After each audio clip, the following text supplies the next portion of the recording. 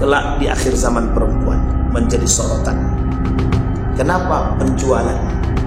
Jangan tersinggung ya ibu-ibu ya. Penjualan tubuh wanita itu menjadi satu-satunya yang akan menjadi daya tarik di akhir zaman. Begitulah mudahnya orang tertarik dengan, mohon maaf, anggota tubuh wanita. Makanya dulu waktu kami di Yogyakarta kata guru saya, Miss Universe itu penjualan tubuh wanita. Bayangkan, itu penjualan tubuh betul. A'udzu billahi minasyaitonir rajim. Bismillahirrahmanirrahim. Assalamualaikum warahmatullahi wabarakatuh.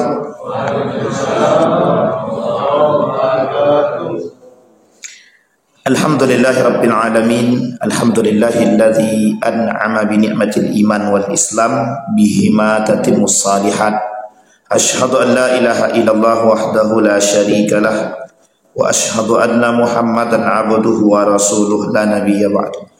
Allahumma salli wa sallim wa barik ala hadzal nabiyil karim. Allahumma salli ala Muhammad wa ala ali Muhammad fil alamin innaka Hamidum Majid.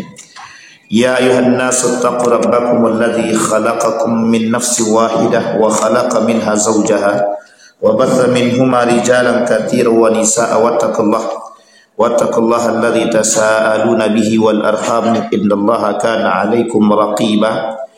Wa qala Allah ta'ala ya ayyuhalladzina amanu taqullaha wa qulu qawlan sadida yuslih lakum a'malakum wa yaghfir lakum dhunubakum wa may yuti'illaha wa rasulahu faqad faza fawzan 'azima. Puji syukur kehadiran Allah dengan mengucapkan alhamdulillahirabbil alamin. Berselawat kepada Nabi dengan mengucapkan Allahumma salli ala Muhammad wa ala ali Muhammad fil alamin innaka Hamidum Majid. Mudah-mudahan di subuh hari ini Allah melimpahkan rahmat dan karunia-Nya kepada kita semua. Allah memberkahi, Allah istiqamahkan kita dalam ketaatan dan hati yang baik, dan kita semua insyaallah husnul khatimah. Amin ya rabbal alamin. Untuk orang tua kita yang telah mendahului kita, Allah tempatkan di tempat terbaik di sisi-Nya. Allah terima amal ibadahnya, Allah kumpulkan bersama orang-orang yang saleh. Untuk orang tua kita yang masih hidup, Allah sehatkan, Allah kuatkan, Allah mudahkan segala urusannya, dan insya Allah istiqamah dalam kebaikan dan ketaatan kepada Allah semua. Amin ya rabbal alamin.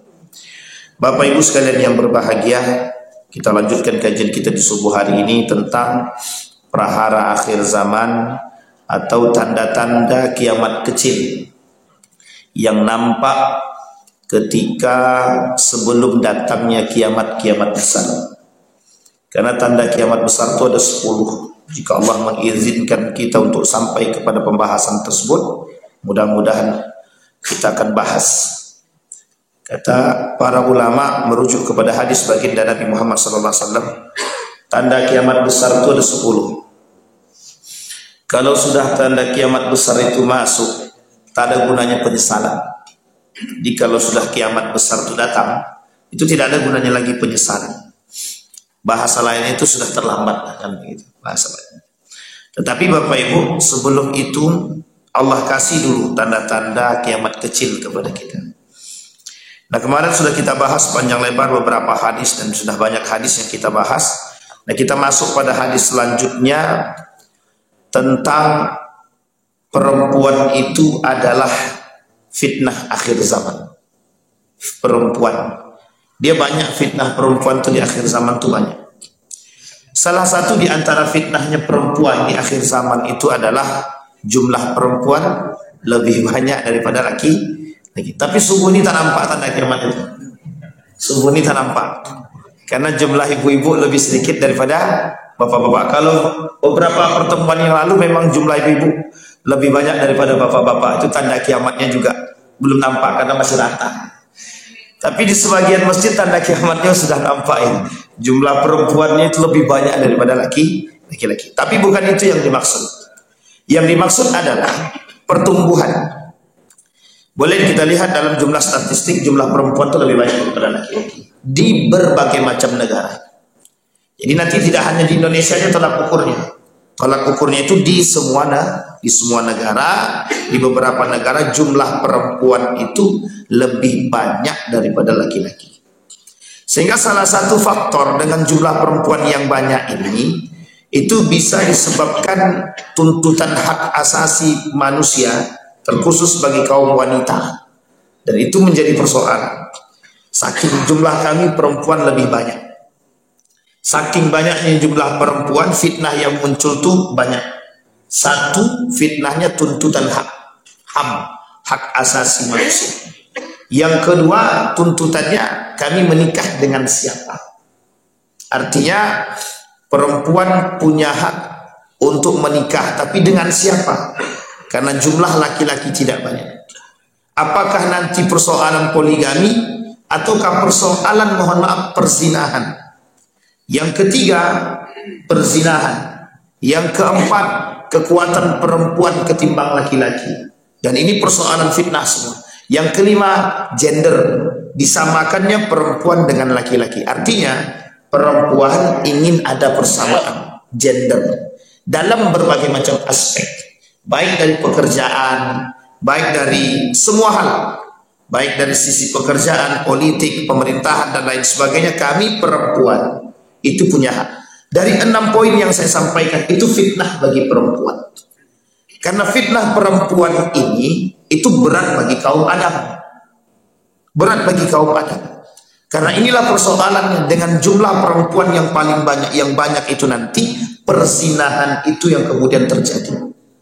Berarti kami ini diciptakan untuk berzina? Bukan. Bukan itu persoalannya. Persoalannya adalah ladang untuk perzinahan itu. Jadi semakin banyak perempuan, semakin banyak orang memandang agama ini sepele. Dengan rendahnya tingkat pemahaman agama, tingkat kemaksiatan yang naik. Jadi begini, kalau dihitung dengan, kalau kita lihat kurvanya itu, kalau tingkat pemahaman agamanya menurun, maka tingkat kemaksiatannya naik. Itu mesti begitu. Ini di dalam hukum agama sudah begini. Ini hukum yang tidak bisa Jadi kalau seandainya hukum agama, nilai agamanya menurun, oh pemahaman kemaksiatan menurun. Tidak. Berbalik, berbanding terbalik. Berbanding terbalik. Ini boleh kita lakukan survei. Setiap orang yang punya pemahaman agama yang rendah, ini mesti tingkat kemaksiatan dan kemungkarannya naik. Sedangkan tingkat pemahaman agama yang tinggi, itu bisa menimbulkan kemungkaran yang tinggi. Kita pernah lakukan, bukan survei yang secara resmi tidak, tapi hanya survei, kalau bisa dibilang abal-abal, mungkin abal-abal, tapi kita lakukan dari pemahaman dan pantauan kita. Di beberapa daerah itu tingkat agama, pemahaman agamanya itu tinggi sekali, tinggi Pak. Hampir setiap gang itu ada majelis ilmu, setiap gang itu ada majelis ilmu. Di salah satu kota di Riau ini, itu ada salah satu kota itu, setiap gangnya itu ada majelis ilmu. Tingkat pemahaman agamanya tinggi. Itu kalau sholat subuhnya itu full, sholat subuhnya itu full, jamaahnya itu baik musola ataupun masjidnya, saking ramainya itu. Tapi uniknya tingkat kemaksiatan dan kemungkarannya itu sama, ramai juga. Artinya meskipun tidak sama sebanding kuat, tapi paling tidak. Dan itu dari data yang kita temukan bahwa tingkat kemungkarannya, pertikaiannya, perselisihannya, pemerkosaannya, pelecehannya, narkobanya, korupsinya, barang yang masuk ilegalnya, itu banyak Pak. Dan itu loh, kok sekelas tinggi tingkat pemahaman keagamaannya, tapi kok bisa? Apalagi pemahaman agama yang rendah. Dan ini Bapak Ibu membantah satu teori, satu penelitian yang pernah terjadi di salah satu negara. Ambillah, saya lupa nama negaranya itu, Swedia. Kalau saya tak salah itu negaranya Swedia. Dilakukan penelitian. Apa penelitiannya? Semakin tinggi tingkat keateisan satu negara, semakin tinggi tingkat kesejahteraan satu negara. Ini teori penelitian yang dilakukan oleh salah satu kaum orientalis. Apa kata mereka? Bukan orientalis, orang-orang yang memang bisa dibilang orientalis juga atau liberal lah. Apa kata mereka? Semakin tinggi tingkat keateisan satu negara, maka semakin tinggi tingkat kesejahteraannya. Paham maksudnya Bapak Ibu? Bisa dipahami Bapak Ibu? Artinya, kalau negara tersebut pemahaman keagamaannya rendah atau tidak beragama, lebih tepatnya mereka tidak memahami agama, maka tingkat kesejahteraannya semakin tinggi. Dan ini Bapak Ibu pelecehan terhadap agama. Artinya manusia tidak sejalan dengan fitrahnya. Fitrahnya manusia itu apa? Beragama. Jadi kalau manusia itu ateis, tidak beragama, maka itu sudah penghinaan atau keluar daripada fitrah sebagai yang sebenarnya. Nah, ini poin penting Bapak Ibu. Yang ingin kita sampaikan adalah bahwa kaum-kaum yang seperti tadi yang saya sampaikan lebih meninggikan, dan tujuan mereka adalah ingin menjadikan negara-negara itu sejahtera. Dalih sejahtera itu menghilangkan pemahaman agama. Dengan penelitian akhirnya, semakin tinggi tingkat keateisan satu negara, akan semakin tinggi tingkat kesejahteraannya. Nah, itu Bapak Ibu bertolak belakang dengan pemahaman agama kita. Makanya Bapak Ibu, jumlah perempuan yang banyak itu bukan mengurangi kemaksiatan, bukan, justru menambah perzinahan. Sedangkan jumlah dia yang hampir imbang saja, itu perzinahan di mana-mana. Nah, kita lihat Bapak Ibu, hadis dari baginda Nabi Muhammad SAW. Kata Ibnu Hajar, qala Ibnu Hajar, "Wadh-dhahir annaha alamatun mahaddatun li sababi akharin, bal yuqaddirullahu fi akhir zaman yaqillu min man yuladu min adh-dhukur wa yakthur man yuladu min al-inas." Kata Ibnu Hajar, ada persoalan yang sangat nampak kelak di akhir zaman. Bukan persoalan yang lain, tapi Allah mentakdirkan sesuatu, kata dia, di akhir zaman itu kelak banyak orang melahirkan, sedikit orang melahirkan laki-laki, tapi banyak perempuan melahirkan perempuan. Artinya perempuan lebih banyak dilahirkan ketimbang laki-laki. Kemudian Anas bin Malik, qala Rasulullah sallallahu alaihi wasallam, atau anna Rasulullah sallallahu alaihi wasallam qala, la taqumus saah, tidak akan terjadi hari kiamat, atau tidak akan muncul hari kiamat. Atau qala, inna min asratis saah, adapun tanda-tanda hari kiamat, an yurfa'ul ilma, an yurfa'ul ilmu, ilmu diangkat, wa yadhharul al-jahl, kebodohan menetap, wa yasrabul khamr, diminumnya apa namanya itu, khamar, merajalela, wa yafsus zina, wa yadhhabur rijal, wa yabqa nisa hatta yakuna li 50 imra'atan qayyimul wahid, wa fi riwayatin akhar atau riwayatin ukhra yadhharu zina wa yaqillu rijal wa yakthuru nisa. Kata Anas bin Malik, Rasulullah sallallahu alaihi wasallam bersabda, tidak akan terjadi hari kiamat, atau tanda-tanda hari kiamat itu diangkatnya ilmu. Maksudnya ilmu diangkat ini ilmu yang benar. Orang alim yang benar-benar berilmu, orang alim yang berilmu dan berakhlak yang baik itu akan diangkat. Maka ada bahasa orang tua kita zaman dulu, orang baik cepat matinya. Berarti Bapak Ibu jangan baik-baik kalau tak mau cepat mati. Nah, tak begitu pemahamannya. Pemahamannya adalah mati itu sudah takdir ilahi, ya. Mati itu sudah takdirnya Allah, sudah qadar Allah yang sudah Allah tentukan, yang sudah Allah tetapkan, sudah di Allah tetapkan. Artinya yang dimaksud situ adalah hilangnya pemahaman yang benar, berkurangnya pemahaman yang benar. Orang-orang berilmu, kata Imam Al-Ghazali, itu orang-orang yang berilmu yang benar itu akan diangkat sedikit demi sedikit, satu-satu dimatikan. Ulama-ulama yang garis lurus dimatikan. Orang-orang baik dan berilmu meskipun bukan seorang ulama dimatikan. Orang-orang yang berakhlak mulia, yang selalu menjaga keistiqamahannya diangkat satu-satu. Diangkat ini maksudnya dimatikan oleh Allah. Karena kalau ada orang-orang baik itu maka akan dimatikan, tersisa orang munafik saja. Karena kelak di akhir zaman itu orang baik itu, orang-orang muslim yang baik dan benar itu dimatikan. Sehingga nanti yang tersisa itu orang munafik aja dan orang kafir. Nah, disitulah kerusakannya. Makanya sebaik-baiknya umat itu yang tidak ketemu dengan Hari kiamat. Karena kata Nabi seburuk-buruknya umat yang ketemu dengan hari kiamat. Nah, kenapa Nabi katakan seburuk-buruknya umat yang ketemu dengan hari kiamat? Itu umat munafik, orang-orang munafik dan orang kafir. Itu buruk apa baik? Orang kafir jelas buruknya. Orang munafik lebih buruk daripada kafir itu sendiri. Nah, coba bayangkan, lebih buruk daripada kafir itu sendiri. Kata Nabi kemudian wayadharul jahlu. Kemudian kebodohan itu naik. Kebodohan di sini bukan tidak berilmu. Kalau kita kembalikan pada aspek jahiliyah, orang jahiliyah zaman dahulu, kita lihat rujuk kepada persoalan Nabi Musa dengan Bani Israel. Nabi Musa dengan Bani Israel. Setiap mereka ketika selesai persoalannya dengan Fir'aun, keluar tuh dari laut yang sudah dibelah itu. Apa kata dia kepada Nabi Musa? Musa, kita sudah jalan jauh nih. Kami lapar. Mintakanlah kepada Tuhanmu, katanya. Minta Nabi Musa kepada Tuhannya, nikmat Allah turunkan tuh burung-burung, manna wassalwa, dikasih makan sama Allah. Kemudian setelah makan, apa kata jamaahnya itu? Musa, kami haus, mintakanlah kepada Tuhanmu.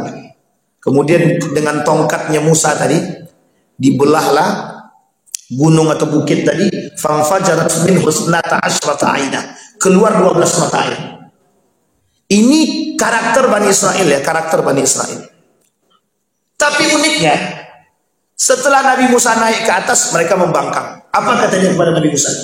Ketika sedang berjalan bersama Nabi Musa, nampak satu kaum yang sedang menyembah berhala, tapi berhalanya itu binatang. Apa katanya kepada Nabi Musa?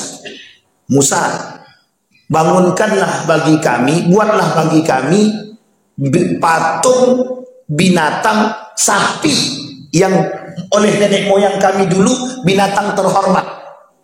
Apa kata Nabi Musa? Kalian ini kaum sudah yang paling baik, yang paling diutamakan, kata Nabi Musa. Masih juga minta juga lagi patung. Akhirnya Bapak Ibu berjalanlah sampai Bukit Tursina. Sebelum naik ke atas Bukit Tursina itu apa kata Nabi Musa? Harun, saudaraku, aku tinggalkan jamaah ini. Aku berpamitan dengan jamaah. 1 bulan lebih lamanya Nabi Musa pergi ke atas untuk bertemu dengan Sang Pencipta. Apa yang terjadi? Pembangkangan. Pembangkangan yang terjadi, apakah karena mereka berilmu atau tidak berilmu? Bani Israel kurang ilmu. Sehingga ilmu yang mereka dapat langsung dari Nabi Musa. Pengetahuannya, kata Nabi Musa, jangan kalian menyembah patung. Kalian sudah lebih baik daripada orang yang menyembah patung. Masa jahiliyah dahulu begitu, Pak. Jahiliyah dulu begitu. Apa maksudnya? Bodoh betulan. Bodoh secara ilmu beneran. Dan mereka bukan Islam. Keluar daripada agama Islam. Dan bukan Islam. Uniknya, yang dimaksud dengan hadis ini, wayadharul jahla, itu sekarang. Yang dimaksud oleh hadis itu sekarang. Orang sekarang ini berilmu tapi bodoh. Sampai di sini paham, Bapak?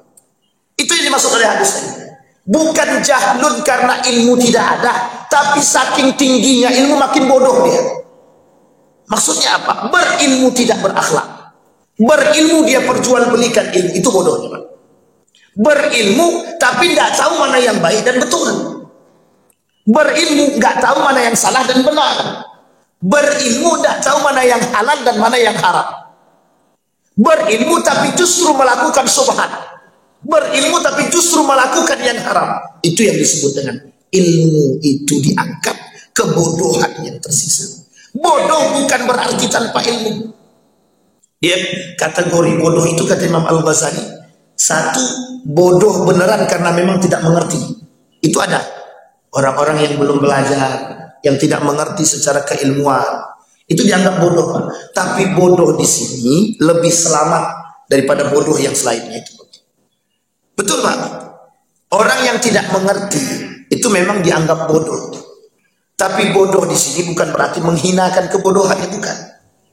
Bayangkan dalam Al-Quran itu, apakah sama orang yang berilmu dengan tidak berilmu dalam beribadah? Tidak. Hal yastawil ladzina ya'lamuna wal ladzina la ya'lamun. Tidak sama, kata Allah. Orang yang beribadah dengan ilmu tanpa ilmu tak sama. Orang yang beribadah dengan ilmu pahalanya lebih tinggi. Orang yang beribadah tanpa ilmu, kalau dia benar, nilai pahalanya sedikit. Kalau dia salah, justru menyesatkan. Coba berbahayanya Bapak Ibu. Artinya apa? Yang dimaksud dengan ayat tersebut, ilmu orang yang tidak memiliki ilmu. Tapi yang dimaksud dengan hadis di sini, maksudnya banyak. Bukan hanya bodoh tanpa ilmu. Ada pemahaman yang kedua. Apa pemahaman kedua? Orang berilmu yang tidak menjalankan ilmunya. Itu bodoh yang kedua. Makanya bahasa para ulama itu, ada orang tahu tapi dia tak sadar kalau diri dia tak tahu. Kalau diri dia tahu. Ada orang yang itu tidak terlalu berbahaya. Yang berbahaya lagi, ada orang tidak sadar kalau dia tidak tahu. Coba bayangkan. Annahu yadri annahu la yadri. Coba bayangkan, ada orang tidak sadar kalau dia tidak berilmu. Yang uniknya lagi, ada orang yang pura-pura berilmu. Yang paling berbahaya yang terakhir ini, yang pura-pura berilmu. Inilah yang disebut dengan bodoh tadi. Ada orang yang bodoh betulan, memang tidak berilmu. Ada orang yang berilmu tapi tak menjalankan ilmunya. Ada orang yang berilmu tapi memperjualbelikan ilmunya. Ada orang yang berilmu tapi tidak berakhlak. Ada orang yang pura-pura berilmu. Yang paling banyak di akhir zaman, yang pura-pura berilmu. Mereka mengaku berilmu, pada hakikatnya mereka tidak berilmu. Inilah yang disebut dengan jahlun yang hakiki. Makna yang sebenarnya daripada kebodohan tadi adalah yang pura-pura berilmu. Itu yang paling berat Pak, karena orang yang pura-pura berilmu ini yang akan membuat kabur dunia. Dia seolah-olah tahu, tapi ternyata dia tidak mengerti. Dan ini Bapak Ibu sekalian yang berbahagia, yang akan banyak berada di antara kita. Dan hari ini sudah banyak begitu Pak. Kita lihat, ketika orang-orang, kita ambil jalur pemerintahan aja dulu. Ketika orang-orang ditempatkan di tempat yang bukan haknya. Dia ahli teknik dia, tapi dimasukkan ke Satpol PP. Kan tak nyambung tuh. Dia ahli di bidang fisika, jadi ketua Majelis Ulama Indonesia. Dia ahli komputer, ngajar di bidang statistik. Masih sedikit agak oke lah, karena ada kesenyambungan. Dia ahli di bidang tata boga, jadi kepala dinas peternakan. Ini kan faktornya apa? Kok bisa dia duduk di tempat yang bukan haknya dia? Faktor apa itu? Ordal. Ini frontal. Ordal gitu, itu orang dalam. Satu orang dalam itu nepotisme berarti. Kalau orang dalam itu nepotisme berarti. Nepotisme, korupsi, kolusi, suap kan begitu. Itu faktornya. Tapi kalau sesuatu yang sudah diberikan kepada yang bukan haknya, kata Nabi, tinggal tunggu hari kiamat aja. Kan gitu, kehancuran. Tinggal tunggu tuh kehancuran. Apa kata? Idza wussidal amru ila ghairi ahlihi fantadhir sa'ah. Kalaulah sesuatu itu diberikan yang bukan haknya, maka tinggal tunggulah kehancurannya. Apa maksudnya Bapak Ibu? Sekarang Bapak Ibu perhatikan baik-baik. Sekarang perhatikan. Orang ahli tata kota tidak bisa dia ngurus tata kota. Orang ahlinya itu bahasa Arab, jadi kepala dinas kesehatan. Orang dinas kesehatan, asli kesehatan, jadi kepala dinas Satpol PP misalkan. Pamong Praja. Ini Pak kita nyambung. Dan itu mulai kehancuran. Kemudian kalimat selanjutnya, hadis selanjutnya kata Nabi, yusrabul khamru. Jadi tadi sudah tanda-tanda kiamat tadi. Yang pertama ilmu diangkat, kebodohan merajalela. Yusrabul khamru, merajalelanya orang-orang yang minum khamar. Tidak usah jauh-jauh Pak. Ini saya betulan menyampaikan ini. Kini mumpung banyak paparazi. Banyak paparazi kita sampaikan. Mudah-mudahan mereka mendengar. Karena kita menyampaikan dengan lisan sudah, mau tidak mereka dengarkan itu persoalan. Mudah-mudahan besok kita dikasih waktu untuk audiensi, ketemu dengan anggota dewan. Kita sampaikan. Sekarang ini penjualan minuman keras itu Yang dulunya sembunyi-sembunyi sekarang terang-terangan tuh. Ada beberapa daerah di sini kok yang begitu. Dan persoalannya kok tidak berani. Nah, ini kita mau sampaikan kepada yang terpilih, baik anggota dewan maupun wali kota atau gubernur. Kita sampaikan lewat Majelis Ulama Indonesia, kita sampaikan lewat guru-guru kita yang punya link ke atas, kita sampaikan. Kemarin itu Pak, salah satu swalayan itu jual minuman keras bir bintang itu terang-terangan tuh, ditaruhnya di depan toko tuh Pak, bir bintang katanya. Pertanyaannya, berarti kalau dia berani menjualkannya terang-terangan, pertanyaannya, ada nggak peminumnya? Ada nggak peminumnya?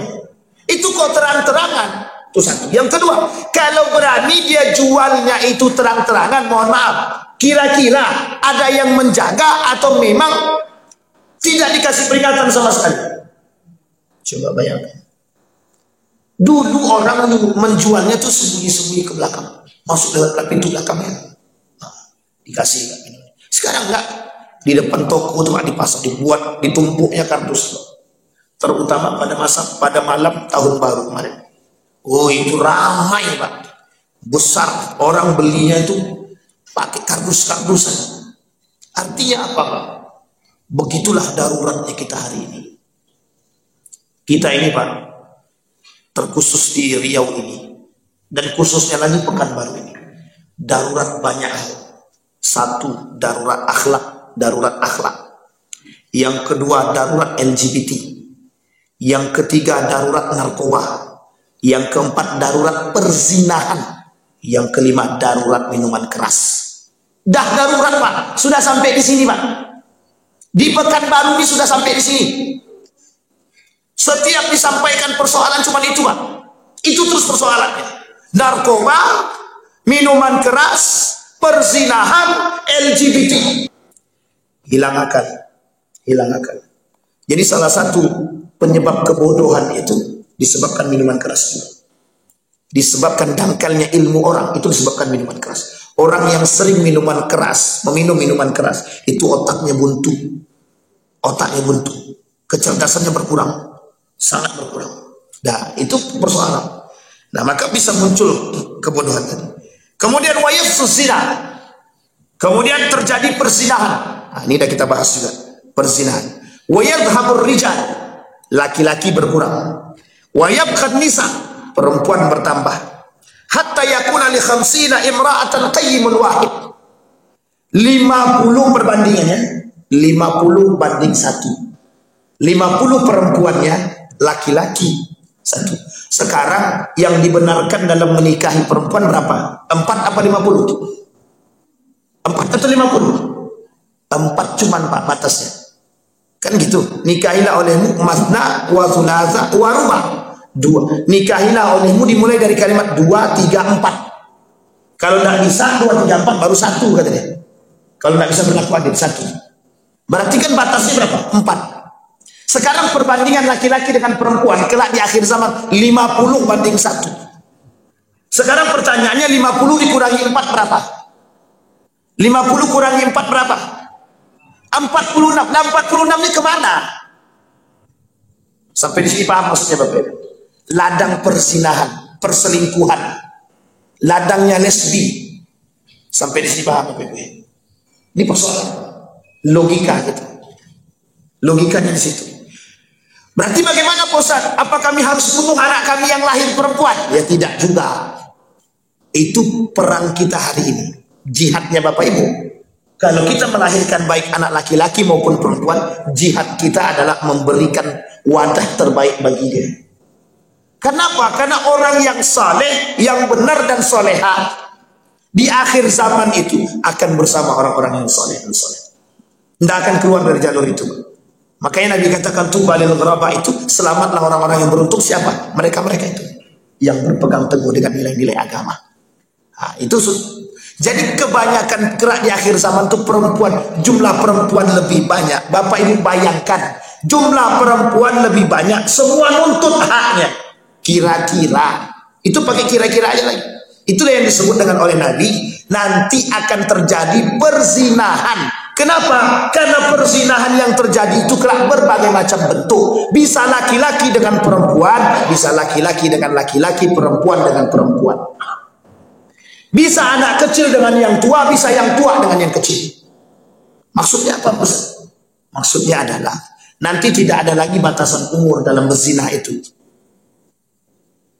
Anak SMA bisa berzinah dengan orang kuliah, dengan mama-mama, dengan nenek-nenek, bisa. Karena nanti persoalannya begitu, Pak.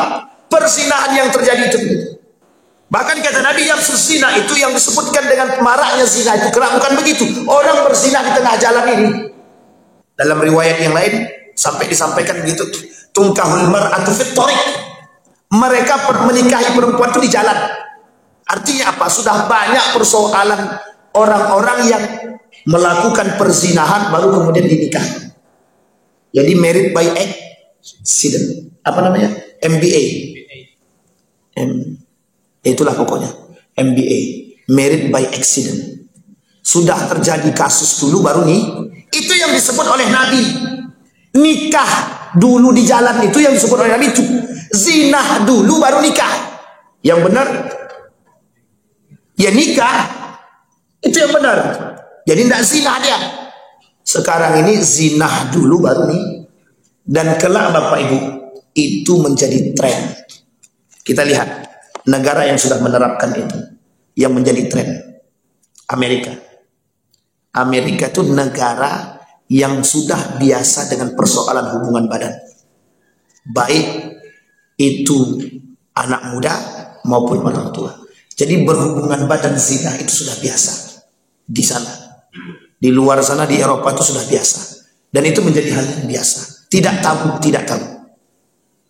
Dan itu setelah itu, mohon maaf ya Bapak Ibu ya, setelah mereka berhubungan badan, mau tidak sejalan pun tidak ada masalah.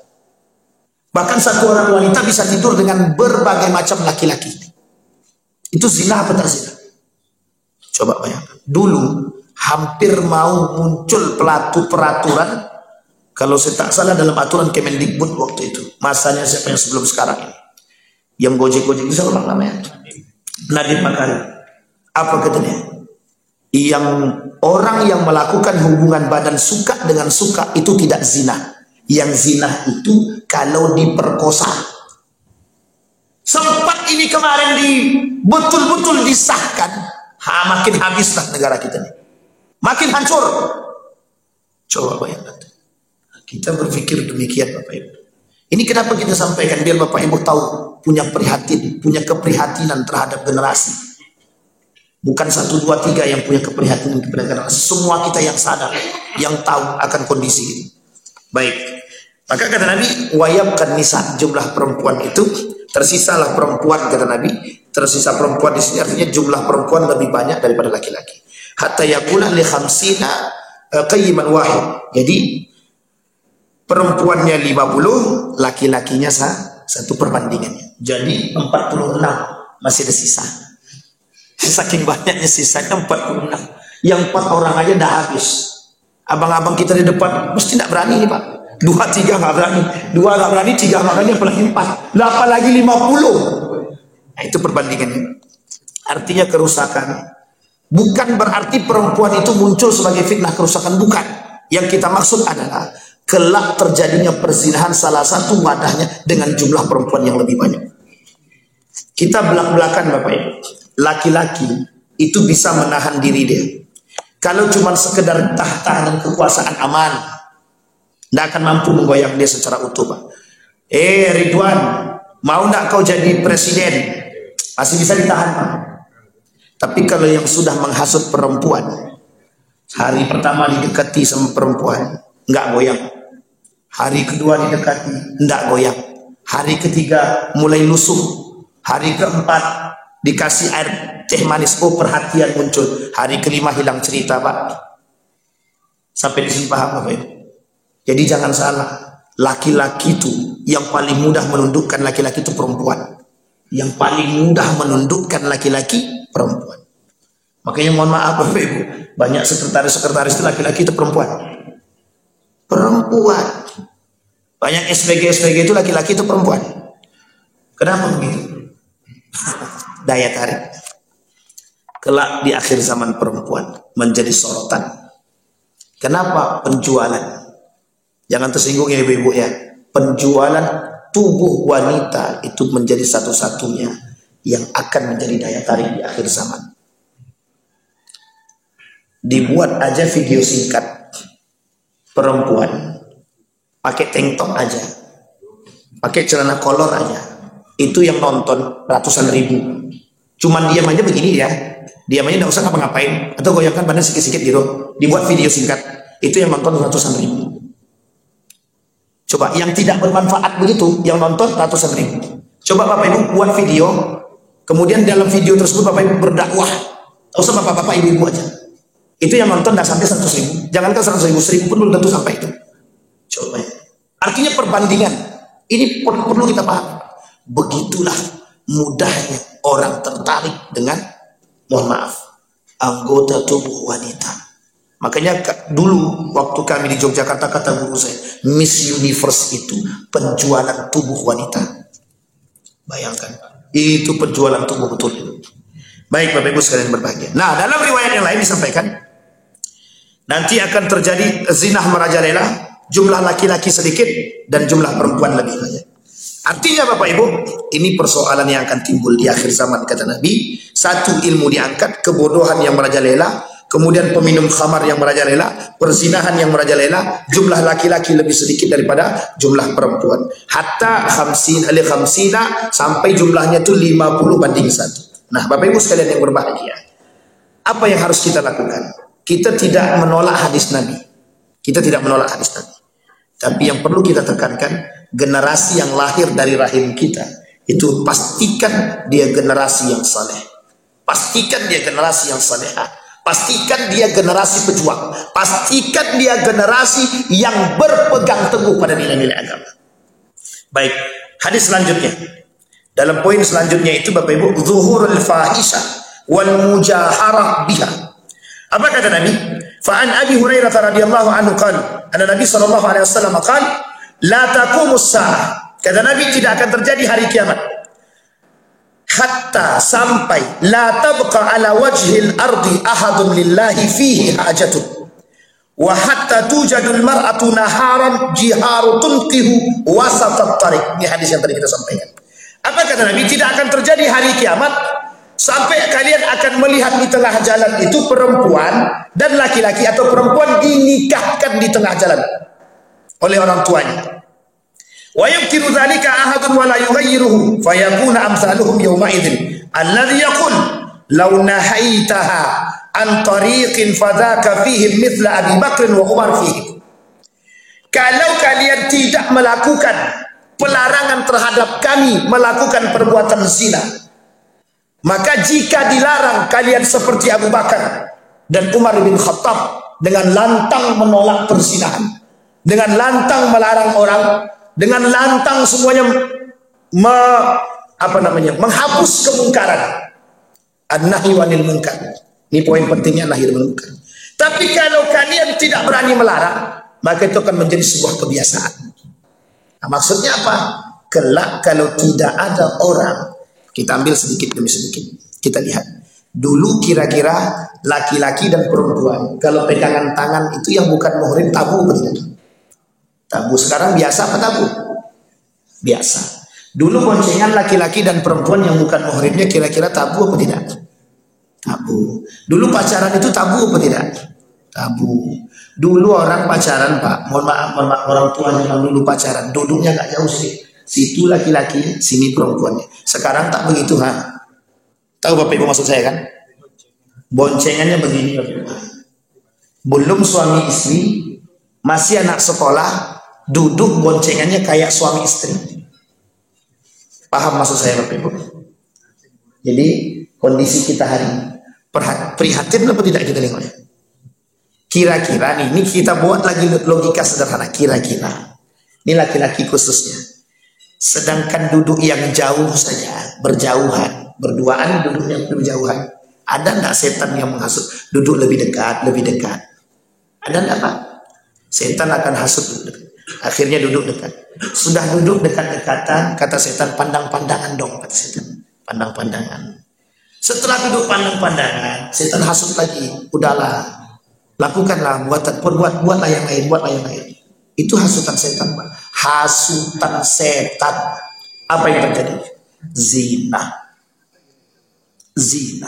Itu yang disebut oleh Nabi. Sesuatu yang tabu menjadi hal biasa. Hari ini Bapak Ibu boleh lihat, sesuatu yang tabu itu terbiasa, sudah menjadi hal yang biasa. Kenapa kita katakan menjadi hal yang biasa? Orang tidak lagi menghiraukan yang ada dalam benak orang hari ini, orang tua yang ada dalam benaknya hari ini. Mohon maaf, jangan tersinggung bagi mereka yang merasa yang penting dia tidak berzina. Tidak apa-apa dia punya pacar, yang penting dia tidak berzina. Sekarang banyak anak SMA yang menggugurkan kandungannya, hasil zinanya. Ada pertanyaan muncul, Pak, sama saya, Ustaz, kenapa dia berhubungan badan bisa hamil, sementara ada orang yang sudah menikah nggak hamil-hamil gitu? Coba Pak, itu pertanyaannya memang aneh kan? Tapi memang kadang-kadang masuk akal, Pak. Kok masuk akalnya bagaimana sih? Iya ya, kok bisa orang berhubungan badan berzina hamil ya?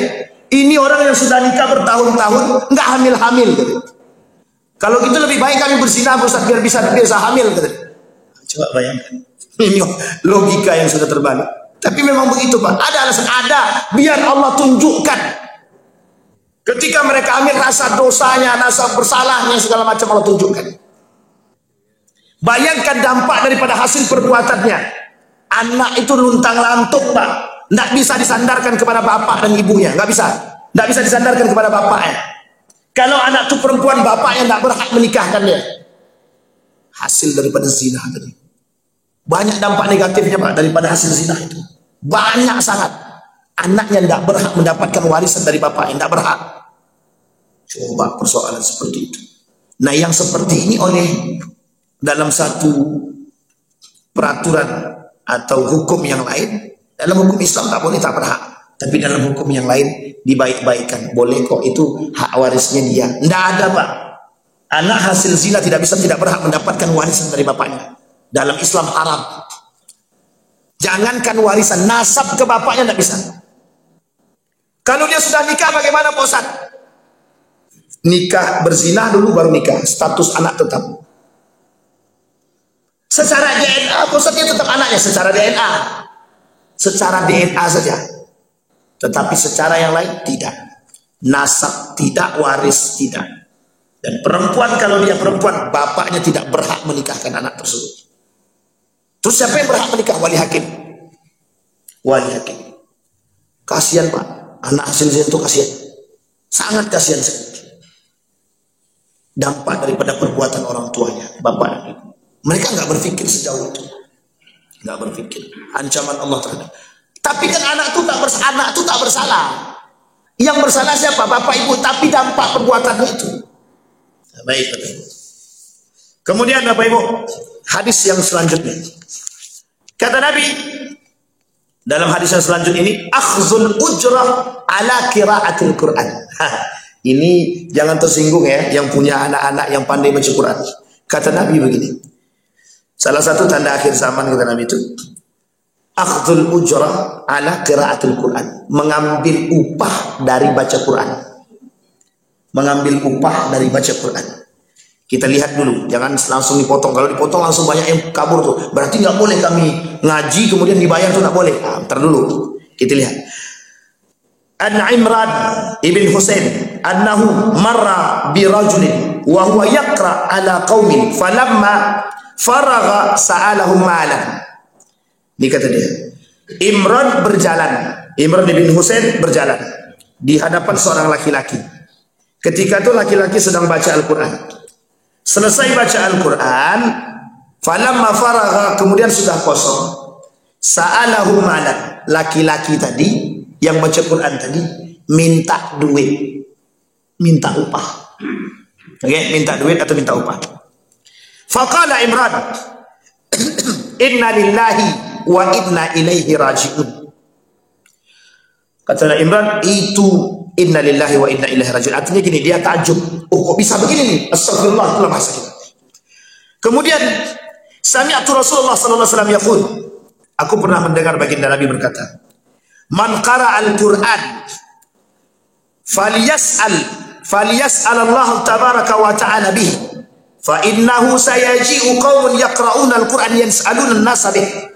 Kata Imran tadi, nak pernah mendengar Nabi berkata, kata dia, man qara al-Quran, ada orang yang membaca Al-Quran, seharusnya orang-orang yang membaca Al-Quran ini meminta keberkahan daripada Allah. Tapi akan datang satu kaum, kata Nabi, orang-orang baca Quran meminta upah daripada hasil bacaannya. Ini yang saya maksud adalah orang-orang yang menjualkan Al-Qurannya. Fima qara'tal Quran, qara'tul Qur'ana fika, wa yaqulu Allahu kadzabta wa taqulul malaika kadzabta qara'tul Qur'ana liyuqalu qari'an. Dinukil oleh Imam An-Nawawi dalam kitabnya Tibyan fi Adab Hamalatul Quran, ada orang yang mempelajari ilmu Al-Quran liyusiba minhu dunya. Ada orang yang membaca Al-Quran, mempelajari Al-Quran untuk mendapatkan duit. Contohnya begini, Pak Imam yang disinggung Pak Imam ya, ada orang bilang begini, ini zohir Pak, apa kata dia? Aku tidak mau jadi imam masjid Sianu itu kalau masjid aku tidak dibayar 500.000 per hari. Ini yang disebut dengan minta duit. Kata Syekh Yusuf Al-Qardawi, kalau dikasih terima, kalau tidak dikasih jangan pernah minta. Menjaga marwah daripada seorang yang berilmu. Maka Bapak Ibu, haram bagi seorang dai meminta kepada pengurus masjid untuk dibayar. Itu haram hukum Pak, haram. Tapi kalau kata Yusuf Al-Qardawi, kalau diberi terima, kalau tidak diberi jangan pernah minta. Kenapa? Marwah seorang alim, marwah seorang yang berilmu, itu penting Pak untuk disampaikan. Tapi kalau sekarang ini pusat begitu, itu pandai-pandai kacamata kita sekarang lihat. Pandai-pandai dengan kacamata kita melihat. Kenapa saya katakan demikian? Karena akhir zaman itu isinya ulama su. Ulama su. Yang paling ditakuti oleh Nabi, yang paling dikhawatirkan dari umatnya bukan Dajjal, tapi ulama su. Tahu apa yang ulama su? Ulama yang menjual agamanya demi dunianya. Demi apa Bapak Ibu? Demi piti. Ini tuh isyarat Pak, isyarat. Kata Nabi, inna akhwafa ma'akha, kata Umar bin Khattab, inna akhwafa ma'akhafu ala ummati munafiqun alimul lisan. Itu dia yang paling takuti. Makanya disebut dengan penjualan lisan. Penjualan lisan. Ini yang ditakutkan di akhir zaman Pak. Banyak yang seperti ini nanti akan banyak kita temukan. Sekarang saja sudah mulai Pak. Baru-baru ini ada seorang, ya tapi kita tak boleh sampaikan namanya, dimintalah oleh masjid, musola, diminta oleh musola untuk jadi imam sekaligus tinggal di situ. Mereka tahu bahwa beliau ini punya kelebihan di situ. Dimintalah Pak untuk jadi imam sekaligus jadi gharib di situ. Mendengar nama musola, musola ya Pak Ustaz? Iya musola. Langsung berubah ya Pak. Anda dulu lah Ustaz. Coba bayangkan Pak. Orang sekarang milih-milih Pak, milih-milih. Makanya mohon maaf, kenapa banyak musola-musola di pinggir itu sulit mencari? Ya sekelas musola. Mereka bandingkan musola dengan masjid. Adalah kalau musola paling berapa lah duitnya katanya. Miris kita hari ini Pak, miris. Jadi kita berharap jamaah itu bisa berubah, sementara begitu itu yang kita susah. Na'udzubillahi min. Jadi Bapak Ibu, doakan guru-guru itu, doakan para dai-dai ini semoga ikhlas dan betul-betul mengharap dengan ridhonya Allah. Betul-betul Pak doakan. Betul-betul harus Bapak Ibu doakan. Istiqomah itu berat Pak, sangat berat sekali. Kalau bukan dibantu dengan doanya Bapak Ibu semua, wah sulit. Untuk bertahan itu sulit Bapak Ibu. Apalagi hari ini begitu semua. Ukurannya cuma itu. Aku tidak mau lah di masjid Rawdah. Mending di masjid yang Sanu tuh. Besar masjid Sanu. Pilih-pilih Pak. Pilih-pilih. Itu kan persoalan. Baru tadi malam kami berbincang Pak dengan salah seorang yang saya anggap itu betul-betul alim. Saya bilang sama dia, ini persoalan, iya, ini persoalan kita hari ini. Banyak sekali kasus seperti itu. Ini saya kasih tahu Bapak Ibu ya. Salah satu lembaga itu kalau sudah Ramadan coba. Oh itu yang antri minta jadwal tuh banyak Pak. Yang antri minta jadwal tuh ribuan. Bukan ribuan, ratusan. Yang antri minta jadwal. Padahal mereka bukan punya kapasitas di situ. Tahu apa yang tujuannya Pak? Mencari duit aja. Makanya mohon maaf, ladang dakwah ini sekarang dijadikan ladang mencari duit. Bapak Ibu boleh sampaikan. Jangan tersinggung. Saya jujur-jujur aja Bapak Ibu. Jujur-jujur, kita nggak usah tersinggung. Jangan tersinggung. Karena kali hidup ini memang harus disinggung. Kalau tak singgung, kapan sadarnya? Karena itu persoalan Pak. Dan ini persoalan semua Pak. Bukan hanya di sini, di semua tempat. Itu persoalan. Di mana-mana. Ini makanya kalimat itu kata Nabi disampaikan di sini. Maka kata Nabi, kharaja alaina Rasulullah wa nahnu naqra'ul Qur'an. Wa fainal a'rabi wal a'jami faqala iqra'u fa kullu hasan. Wa sayaji'u aqwamun yuqimunahu kama yaqamul qatim. Wa yata'ajjaluna wa la yata'ajjalun. Nah, sudah memperingatkan kepada kita, kelak akan muncul kaum-kaum yang mendahulukan kepentingan dunia ketimbang akhirat. Yata'ajjaluna wa la yata'ajjalun. Dibayangkan Bapak Ibu, ada kelompok yang akan lebih mementingkan mendahului kepentingan dunia ketimbang kepentingan akhirat. Jadi semakin hari, kata Imam Ghazali itu betul. Yang disampaikan oleh Imam Ghazali itu benar betul, sangat betul sekali, sampai hari ini terbukti. Kata Imam Al-Ghazali, kelak keikhlasan itu sedikit demi sedikit akan pudar. Sedikit demi sedikit akan hilang dari setiap orang keikhlasan. Bukan hanya mereka saja, bukan hanya orang berilmu saja, semua umat manusia. Keikhlasan itu sedikit demi sedikit akan hilang. Dan itu sudah mulai terasa.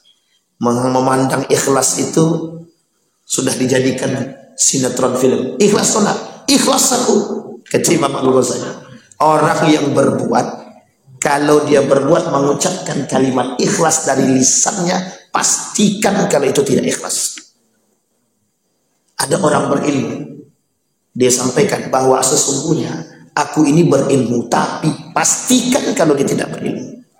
Kalau ada orang yang ngaku soleh, pastikan kalau dia tidak soleh. Sampai di sini paham Bapak Ibu? Kalau ada orang yang mengaku anani mutawadhi, saya ini orangnya rendah hati, itu pasti tak rendah hati itu. Aku ini dermawan, pasti tidak dermawan. Karena setiap orang yang melakukan kebaikan amal soleh, kata Imam Al-Ghazali, mesti tidak berani mengucapkan kalimat itu pada diri dia. Jadi kalau ada yang sudah mengucapkan pada diri dia, berarti bisa kita pastikan itu kebalikan daripadanya. Bisa dipahami Bapak Ibu? Ada pertanyaan Bapak Ibu? Tidak ada.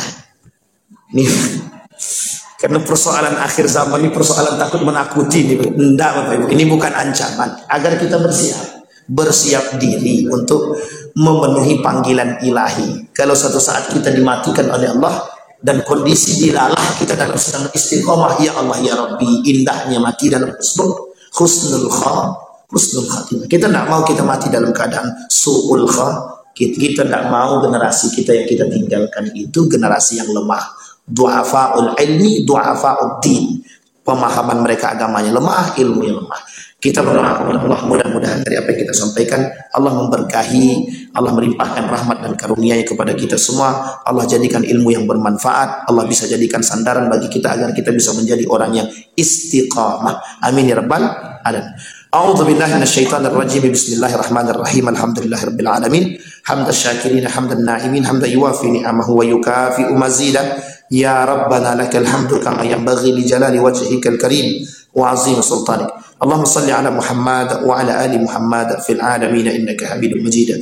Allahumma faqihna fid din wa 'allimna ta'wil. Allahumma ighfir lana dhunubana wa dhunuba walidina warhamhuma kama rabbayana shighara. Allahumma ighfir lahum warhamhum wa'afihim wa'fu anhum wa akrim nuzulahum wa wasi' madkhalahum waj'al al-jannata mathwahum. Ya rabbal alamin ya arhamar rahimin. Allahumma ja'al tajammu'ana tajammu'an marhumah waj'al tafarruqana min ba'dihi tafarruqan ma'sumah. Allahumma ja'al al-Qur'an al-'azima rabi'a qulubina wa nura sudurina wa jilaa ahzanina wa dhihaba humumina wa humumina. Rabbana hab lana minas salihin. Rabbana hab lana min azwajina wa dhurriyyatina qurrata a'yun waj'alna lil muttaqina imama. Allahumma khtimna bi husnil khatimah wa la takhtimna illa bi husnil khatimah. Rabbana آتنا في الدنيا حسنة وفي الآخرة حسنة وقنا عذاب النار والحمد لله رب العالمين. السلام عليكم ورحمة الله وبركاته.